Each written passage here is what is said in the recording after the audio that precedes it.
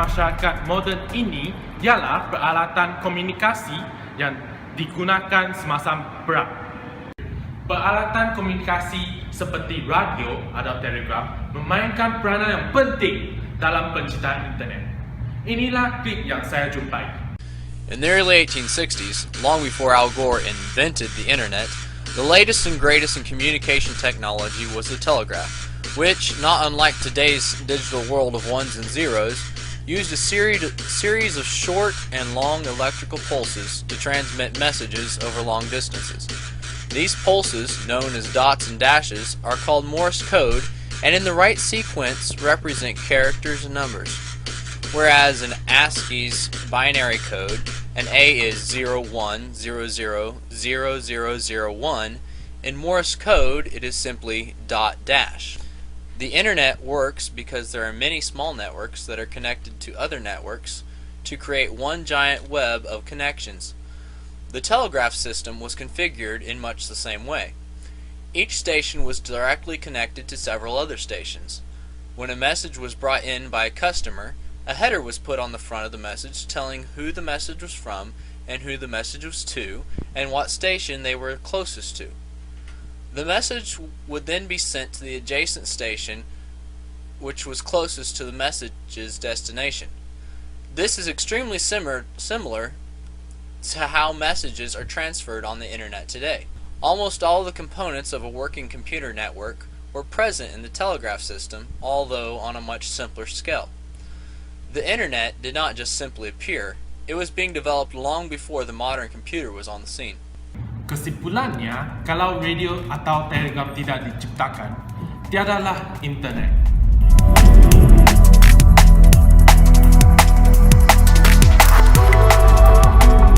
Seksa adalah menggunakan kesakitan secara fizikal dan juga psikologi sebagai cara untuk membuatkan kejaman ataupun mendapat maklumat ataupun pengakuan. Seksa dilarang di bawah persidangan UN. Terdapat beberapa cara penyeksaan. Antaranya ialah kecacatan muka, lemas, pada seksa, stoks, rogol, penafsaan tidur dan roda silka. Soalannya ialah bagaimanakah penyeksaan atau soal siasatan membantu pada zaman kini? Banyak ahli-ahli psikologi menggunakan kaedah soal siasat zaman dahulu. Ahli CIA biasa menggunakan teknik soal siasat yang dikenali sebagai ketegangan dan kesakitan yang didakwa oleh pejuang hak asasi manusia sebagai tindakan penyeksaan dalam peperangan menentang pengganas yang diketuai oleh AS, iaitu Amerika Syarikat.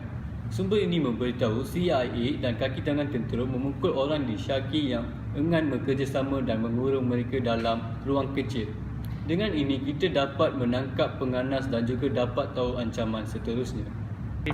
Penyeksaan terus digunakan oleh banyak kerajaan dan negara pada masa dahulu, terutamanya pada zaman pertengahan dan sehingga abad ke-18. Kesesakan ialah cara sah untuk mendapatkan keterangan dan pengakuan daripada orang yang disyaki. Orang disyaki akan melakukan apa sahaja dan akan mencipta cerita agar penyeksaan dihentikan.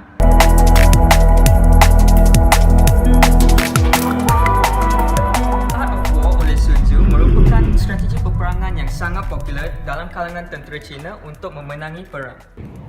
The Art of War oleh Sun Tzu banyak digunakan dalam bisnes perniagaan. Ideologi yang pertama yang didapati daripada Art of War ialah kita mesti sentiasa sedia menerima serangan musuh. Dalam perniagaan, kita mesti sentiasa bersedia untuk memberi perkhidmatan yang terbaik walaupun tiada pelanggan yang datang kepada perniagaan kita.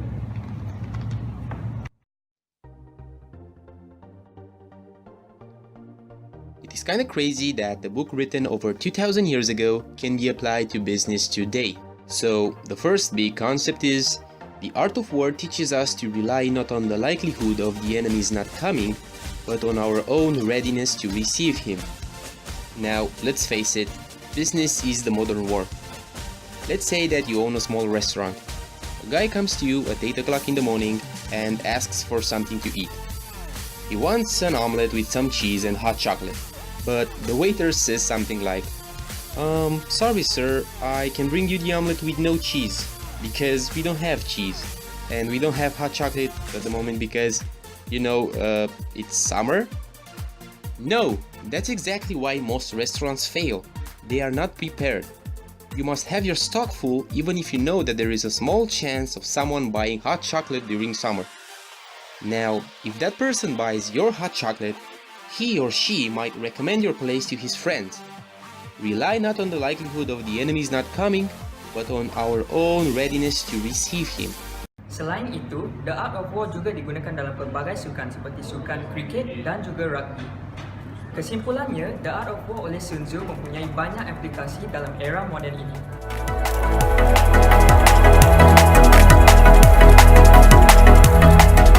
Saya ingin bercakap tentang dadah yang telah digunakan pada masa perang dahulu dan telah diinovasi sekarang telah memanfaatkan manusia pada masyarakat hari ini.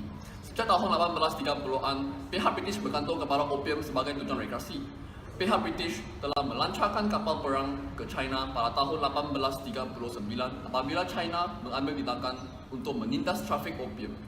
Ini dikenali sebagai perang opium pertama. Morfin telah diekstrak daripada opium pada abad ke-19 dan digunakan sebagai ubat tahan sakit dalam perang saudara Amerika. Namun begitu, terdapat banyak askar yang mengalami ketagihan sebagai akibatnya. Penyelidikan yang telah dijalankan terhadap morfin telah membawa kepada penciptaan ubat tahan sakit yang tidak menyebabkan ketagihan.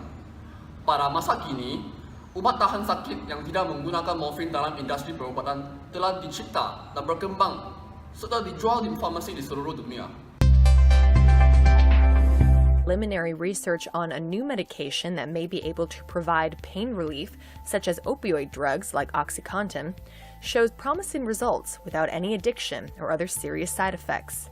According to Andrew Koop, professor and associate dean at the University of Maryland School of Pharmacy, the non-addictive painkiller has the potential to replace morphine as the gold standard for treating severe pain. Doctors say there's a critical need for these kinds of drugs, such as morphine and OxyContin, but without the negative effects. The drug has been successful in animal trials, particularly monkeys, and is hoping to reach the next stage of research within the next few years.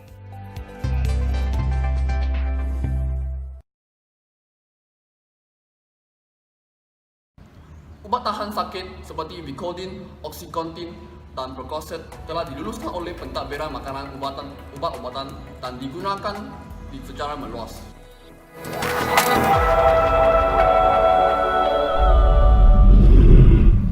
Teknik pengkelasan merupakan teknik yang digunakan sejak abad ke-12 dan terdapat pelbagai teknik-teknik yang digunakan untuk membuat senjata peperangan. Dalam perang, kebanyakan keluli yang digunakan ialah besi dan gangsa untuk mencipta peralatan tangan dan senjata perang. Apabila majunya teknologi dalam teknik pengkelasan, saiz-saiz peralatan yang dicipta semakin besar dari segi skala. Selepas revolusi perindustrian, industri pengkelasan semakin meningkat dari segi kualiti dan proses penciptaan peralatan juga lebih cepat. Teknik yang akan saya bincangkan adalah teknik pengkelasan panas otomatik. During the signature style round, one of the most popular knives we saw the bladesmiths design and then create was the Bowie knife. It takes its name from the American folk hero Jim Bowie, who was said to have used the knife to devastating effect in the legendary sandbar fight on the banks of the Mississippi in 1827. Since then, the Bowie knife has become an umbrella term for a broad range of knives which all share a few key characteristics, including a strong straight spine, a broad belly, and a straight or curved clip from the spine to the tip. When deciding to make a Bowie knife, the bladesmith is giving themselves a broad canvas on which to express his blade-making ability, allowing him to interpret that famous design in any number of different ways. The most important aspect of it, though, just like any other knife, is that its functionality is equal to its form. Kesimpulannya, teknik pengkelasan telah digunakan sejak zaman peperangan dan telah maju pada zaman moden ini.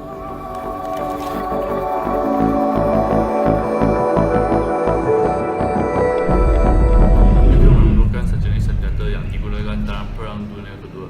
Sebagai contoh, bom nuklear yang digunakan oleh US ke bandar Hiroshima yang berada di Jepun. Ini membawa kesan negatif yang serius kepada penduduk yang menetap di bandar tersebut. Tapi sekarang kita menggunakan tenaga nuklear untuk memanfaatkan kita, seperti tenaga nuklear yang ditukarkan kepada tenaga elektrik. Inilah video untuk penjelasan.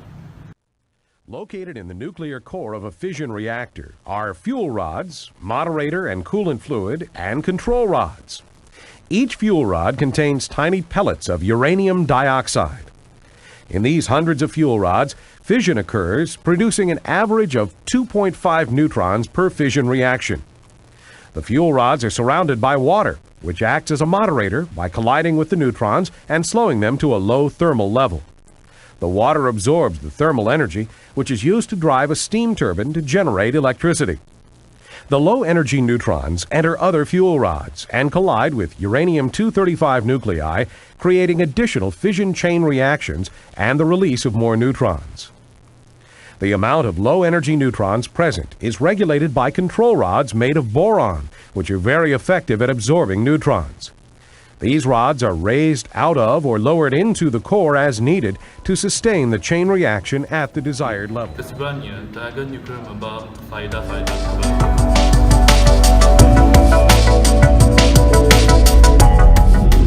Apakah sistem sonar? Sistem sonar adalah sebuah sistem yang digunakan dalam kapal selam hari ini untuk navigasi laut. Berikutnya adalah sebuah video yang menjelaskan penggunaan sistem sonar. Single beam sonar works by emitting a sound wave and listening for how long it takes to return, like an echo. If you know the speed of sound and the time it takes, you can find the distance the sound wave traveled. High-tech multi-beam sonar systems work similarly, except instead of listening for just one echo, microphones pick up echoes from 426 different locations every second. This reaches out to 500 meters on both sides of the ship. Computers then stitch all those echoes together, and the end result is a high-res 3D map that gives us detailed data of what's happening on the ocean floor. Sistem sonar wujud pada zaman ini kerana terdapat beberapa sebab yang memanfaatkan masyarakat moden pada hari ini.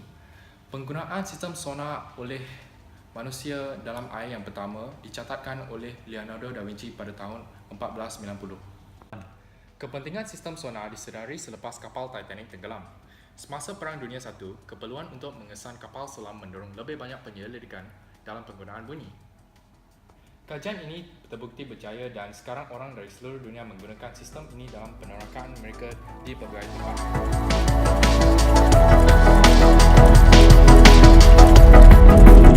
Inovasi yang diperkenalkan pada era Perang Dunia Kedua merupakan komputer moden pertama dalam dunia, iaitu Turing Machine. Komputer moden ini dibina untuk mentafsirkan enigma kod yang digunakan oleh tentera Jerman. Kini mesin ini memainkan peranan penting dalam penciptaan komputer ini dan telefon pintar yang kami guna. Kesimpulannya, komputer moden pertama dalam dunia yang dicipta bagi tujuan peperangan telah banyak memanfaatkan masyarakat moden hari ini. Mobile phone is an amazing piece of technology. It can text, tweet, post, map, capture, game, and probably even phone. So much technological power packed into a palm-sized package. 80 years ago, if you were to ask for a mobile phone, you'd probably get something like this. So what's happened in the last 80 years that's led us to this point? Let's start here. This is arguably the first modern computer created by Alan Turing in 1936. It was used to break the German encryption schema and help the Allies win World War II. And Turing's principles and theories inspired modern computer science as we know it, leading us to the development of this. This is the first programmable computer built in 1946 to do complex calculations. It weighed 27 tons, took up 1,800 square feet, and had a speed of 100,000 calculations per second. The 70s also gave us the microprocessor, taking the monolithic-sized computers and making them the size of desktops, leading us to the birth of personal computers and gaming consoles, which had double the processing power of the Apollo 11 spacecraft. The 1980s saw the boom of personal computing. They became less of a business device and more of an entertainment device.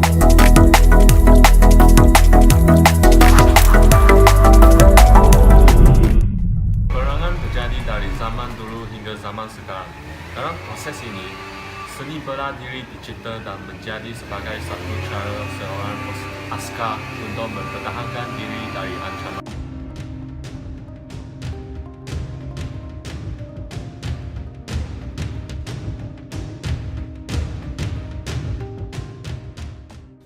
Pada zaman ini, seni bela adalah satu kesenian yang timbul sebagai satu cara seseorang menyehatkan diri dan memperbaiki metabolisme tubuh. Di antara jenis-jenis seni bela diri yang popular adalah seperti silat, taekwondo, aikido, kungfu dan sebagainya. Boleh dikatakan seni bela diri terdapat di merata-merata di dunia dan memanfaatkan kita. Selain itu, peperangan adalah tanpa keraguan peristiwa penting dalam sejarah umat manusia dan kita semua bersambung ke entah bagaimana baik secara langsung maupun tidak langsung. Terdapat banyak isukan yang tentang peperangan dijadikan seperti Counter-Strike, Battlefield, Red Alert dan sebagainya.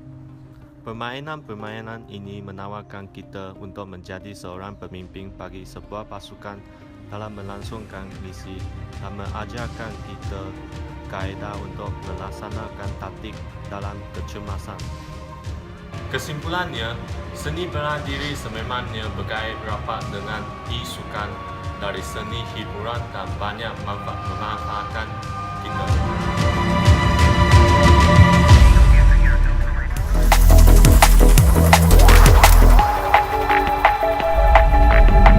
Peluri tahan karat telah dicipta dalam usaha tentera British mencari laras pistol yang tahan lama.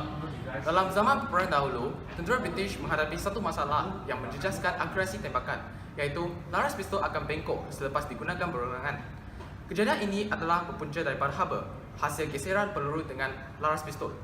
Keluli tahan karat dicipta secara tidak sengaja oleh Harry Burley pada tahun 1913.